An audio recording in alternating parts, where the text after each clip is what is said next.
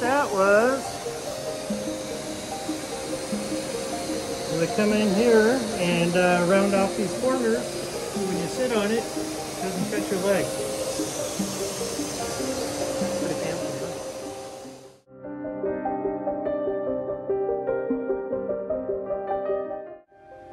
on. So I got the edges all rounded off of the router. I've hit it with going through all the different grits of sandpaper, and basically all I do is I just do it after like that.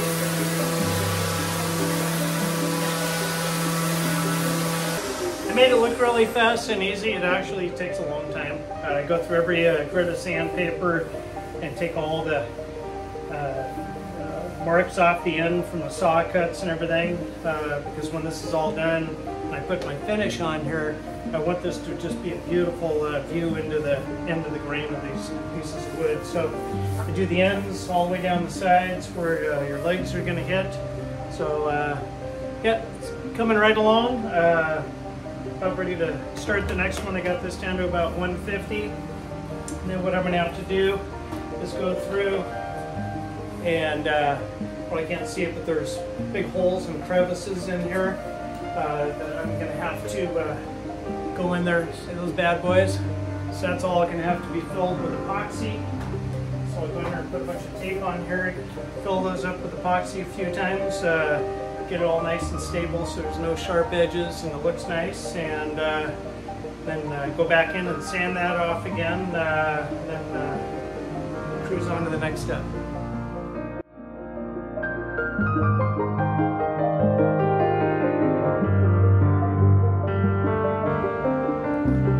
Okay, so we're to the fun part of these maple benches here that are going to go with that big 10-foot dining table. I'm ready to put on the pre-stain conditioner and see what they look like. So here we go.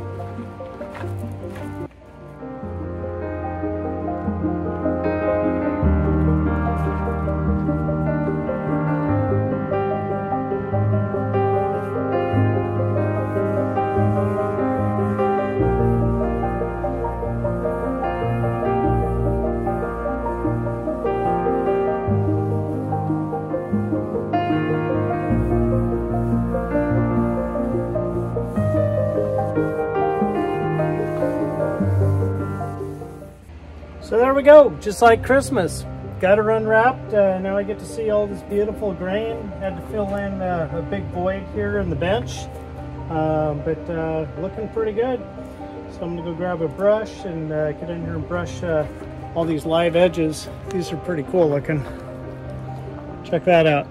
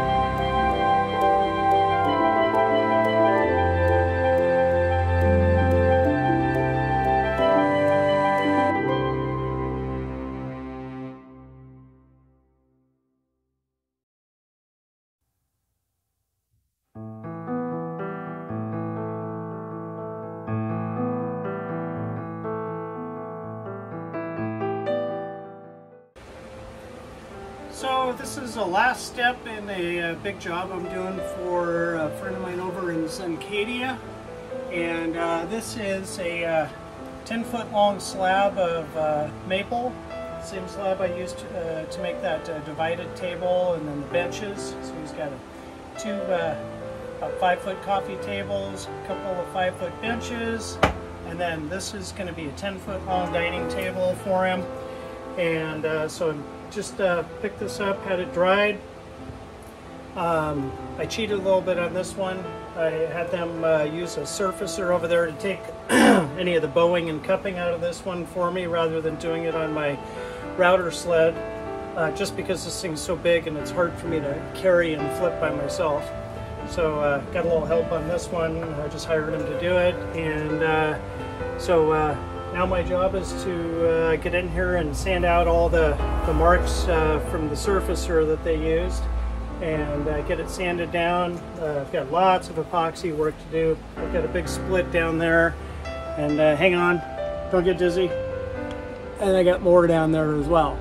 So I'm gonna get started with the belt sander and start blazing away at it and see how she goes.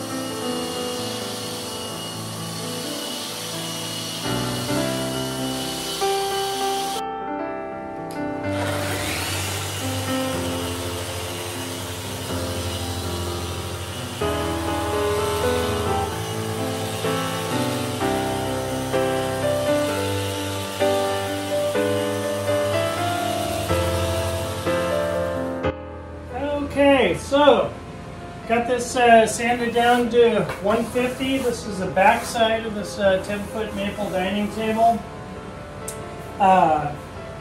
Went around and found all the little holes in here, so when I go to pour the epoxy from the top side of the table down, it doesn't run through.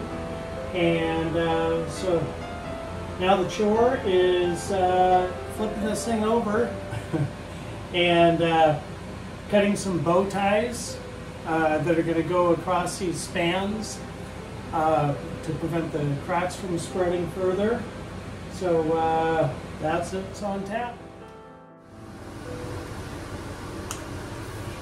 So we got this thing taped up on the back side and flipped over, and I went through with a chisel and just kind of cleaned up some of the rough stuff so we don't have quite so much rustic splits in here. And so I'm going to pour my first coat of epoxy in here. This is not an authorized tool, by the way. I just saw some fuzz. So what we're going to do is pour one pass of epoxy in here about half full. Otherwise I'm going to end up with a bunch of bubbles. So, and it's also going to settle. It's going to take multiple pours to get this thing all the way down. So I'll go ahead and fill it about half full, mix up a few batches of epoxy. I use this Silver Fast stuff, is what it's called, Silver Fast epoxy. So I pour that in there, hit it with a torch, try to get any of the bubbles out of it. I use a black dye in there because I like my wood to look a little bit more natural, so I'm really not into the clear epoxies or the colored epoxies. I want it to look like wood. I want your focus to be on the grain and the beauty of the wood, not the plastics. So I'll go ahead and get some dye put in this bad boy. So this is what I call like a double batch, so I'll just put in 2 drops of my black dye. And you always have to be careful when you're working with this stuff to make sure everything's fully mixed in. If you don't mix in the epoxy well enough, it's 2 parts. So you've got the the resin and then the hardener.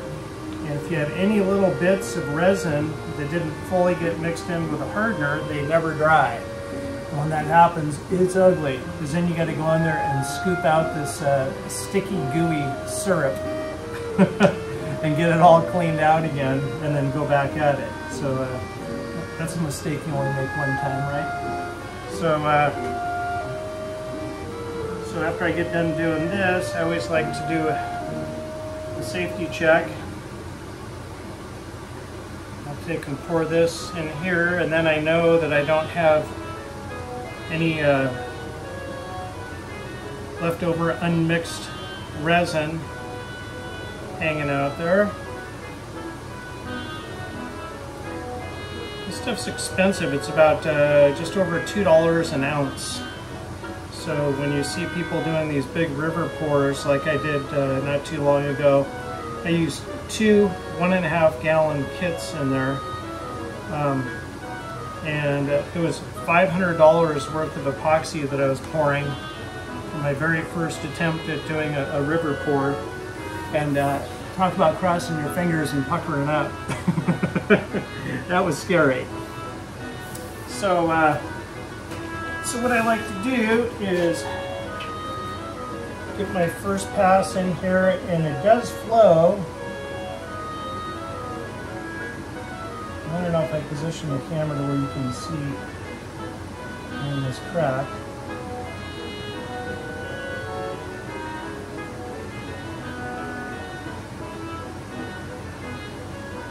What makes this really a challenge is, for instance, if I came in there and said, okay, I'm going to fill all these cracks all the way in one pass, there's a lot of little voids and capillaries and places for all this epoxy to run into. So you can sit here and fill this thing up, come back a few minutes later, and it's low again.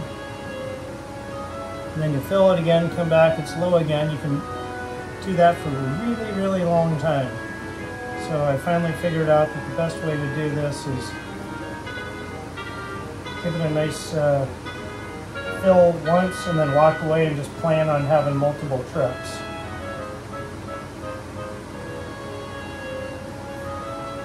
When I mix my epoxy, I try to not get greedy and do too big of a batch, because it will kind of cook off on you in the cup.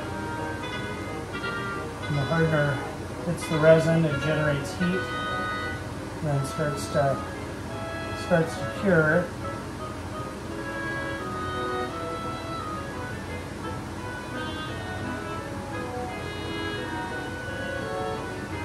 So anyhow, rinse and repeat. So I end up doing a couple more batches of this. I got this side, and I'll spin you around. Down the middle is going to need some, and then down at the other end is some really big voids. So this guy's going to take a pretty good amount of epoxy, but it's going to be beautiful. So, all right, well, I'll keep banging away at this and tune you back in later.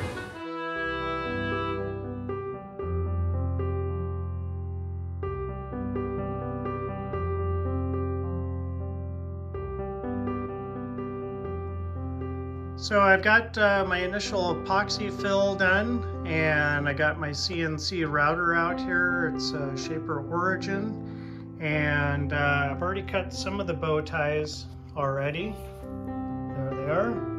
They're about 3/4 of an inch thick, and those are going to go over here where I've got the gaps, and that'll help keep the wood from separating any further. So what I do is I go through and I import the shape off of my hub, and I went in there and I place on my board, I use a little mark, and I place on my board where I want this bow tie to go, to be cut out of it anyway. So this is going to be the insert. This is going to be the piece that I'm going to pound into the opening that I'll cut after I get these all cut out. So what it does, it's pretty slick. So it actually creates an image on here, and I can actually zoom in and zoom out.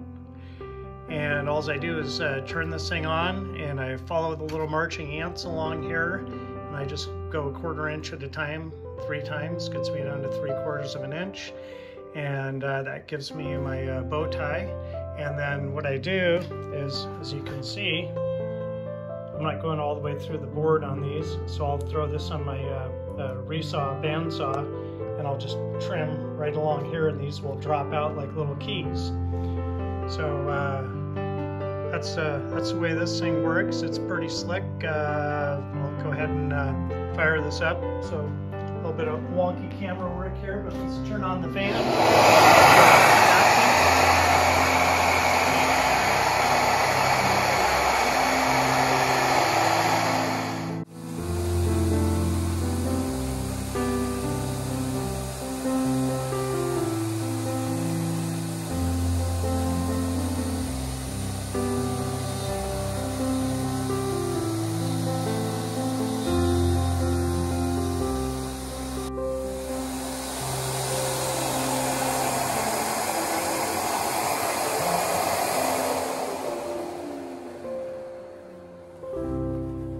And there you have it. Pretty cool, huh?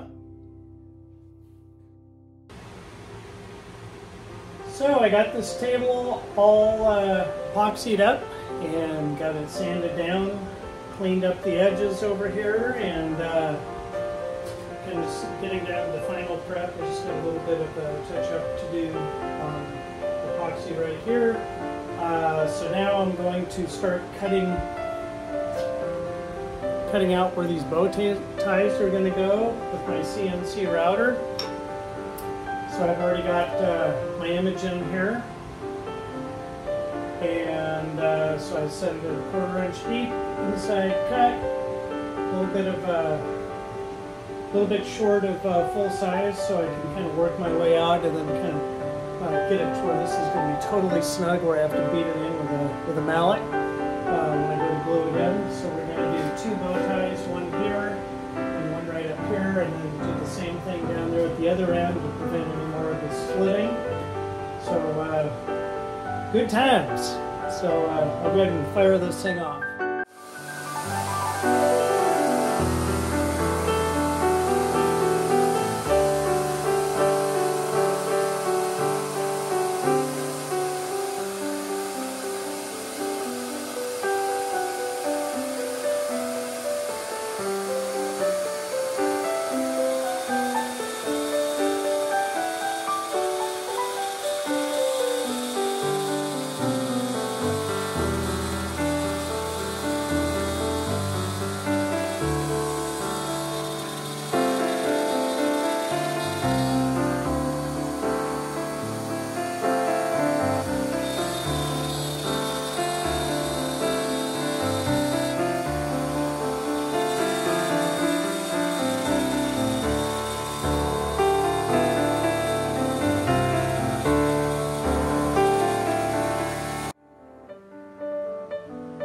So, since I made this hole a little bit small so I could kind of work my way out to it, it should be slightly more than snug. Just like I wanted it, it is. So, now I'll take off another 1/100 of an inch.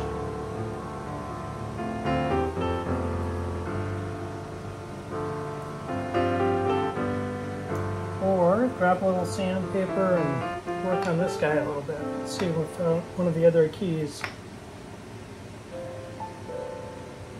Looks like it's going to be snug.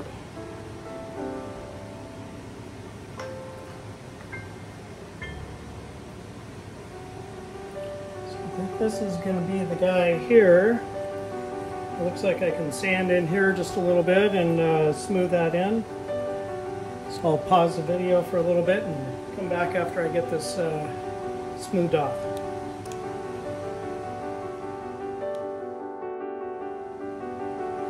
So I smoothed off my bow tie just a little bit right in here. Had a little bit of variance on there.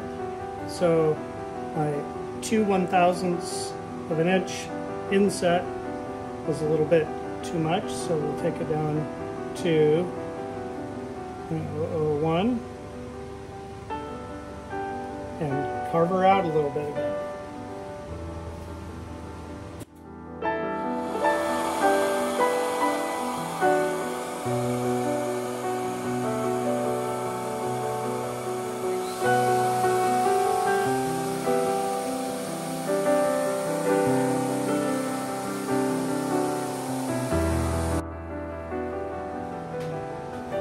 Let's see, so this is at 0 offset,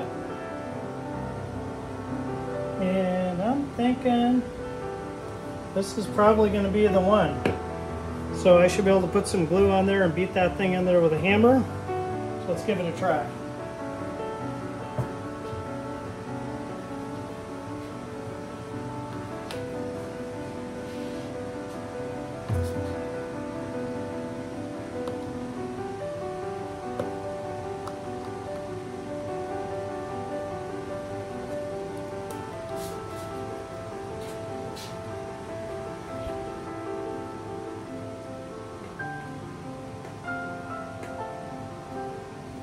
All right, it's going to go somewhere right about there. So we're going to pour some tight bond glue in here.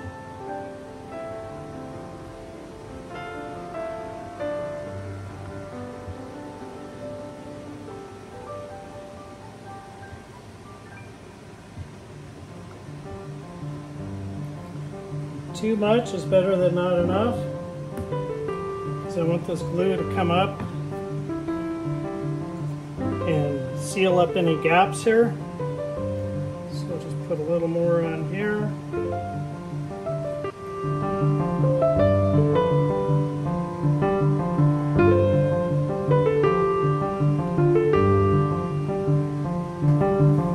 And we can kind of start working this down into the hole a little bit here.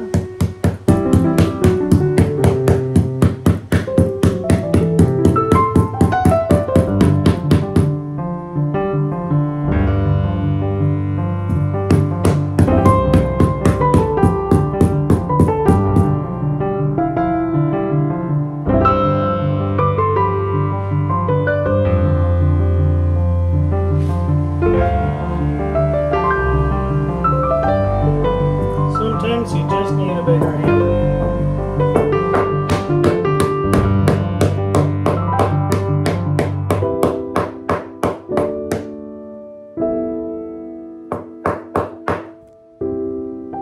Almost lost the camera.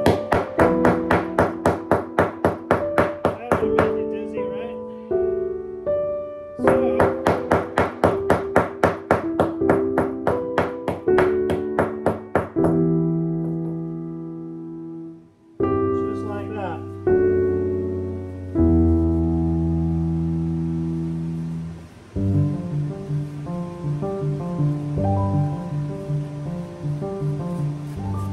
Nothing to this. So anyhow, that's how it's done.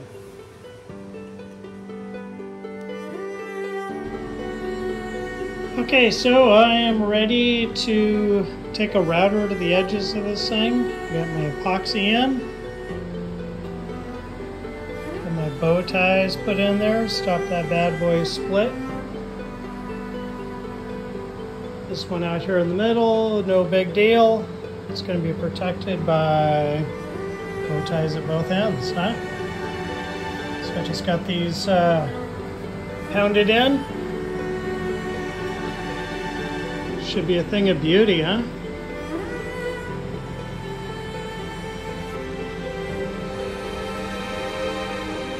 Okay, so we got all the sanding done.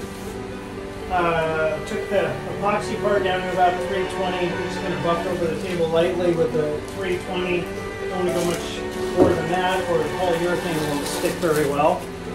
So next step is put on the pre-stain on the tabletop here, and then I do the stain afterwards. So I'll turn on my exhaust fans, get cranking on this, and go fast forward so you don't fall asleep. Okay, so apparently my video doesn't run as long as I do. Needs to learn to keep up. I just looked up and saw it didn't shut off. But anyhow, so I got all this stuff rubbed on there. I'll let this sit just for a few minutes and then go after with the stain. If you want to see something really pretty, let's go down here and do a flyover, huh? So, there you go.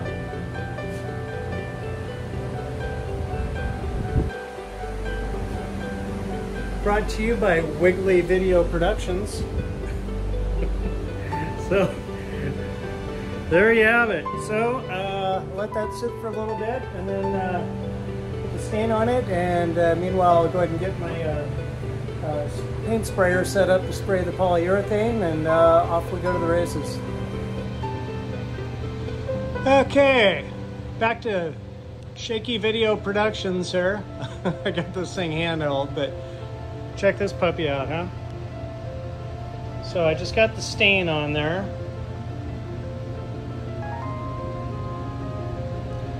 And of course it's going to pop a lot more once I get the polyurethane in there, but see all the flashes of figure in there? It is wild. So we'll cruise on down the table here a little bit. I'm pretty sure, is that a Seahawk? Could be, huh? Look at the fiddleback. They call it fiddleback, and there's a good reason. You see it in fiddles all the time. That's from the pressure of the tree. The weight of the tree itself compresses along the sapwood in here, and it creates those little vertical lines, or horizontal lines, I guess if the tree was upright.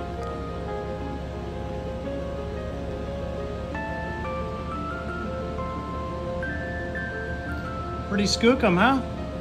All right, so now while this stain is setting up, I'll run over and get my sprayer out and start getting set up to spray. And believe it or not, in day after tomorrow, my plan is to deliver this thing, so I got to get cracking. Okay, so I got my fans running, got my mask at the ready.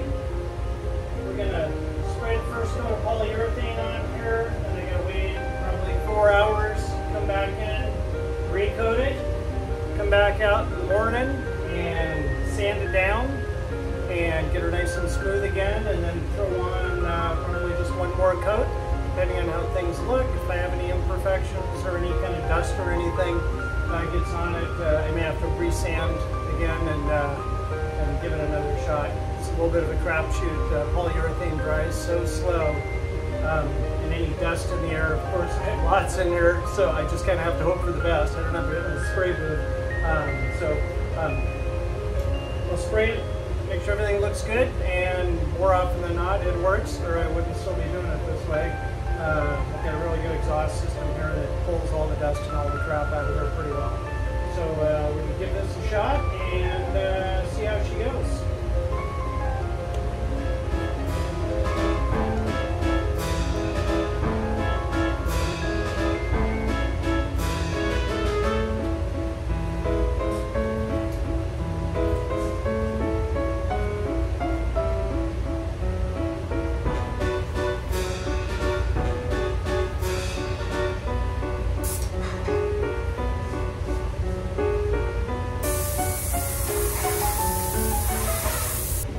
Now the trick is, don't make a lot of dust and sneak the heck out of here.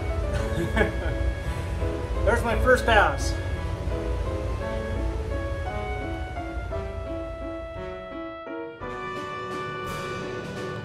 Oh boy, is this satisfying, huh? So I got 2 coats of polyurethane on here now. I'll try to walk up here on it slowly and not make dust. Kind of give you a look. So my lights kind of reflect off of this thing a little bit. So this is a satin finish I put on here. So the glare and the gloss will tame down quite a bit and just have a nice, pleasing look right to it.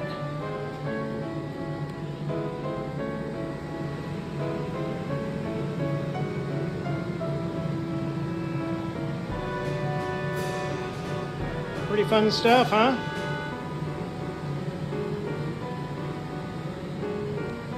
Having lots of fun out here in the old shop, I'm telling you.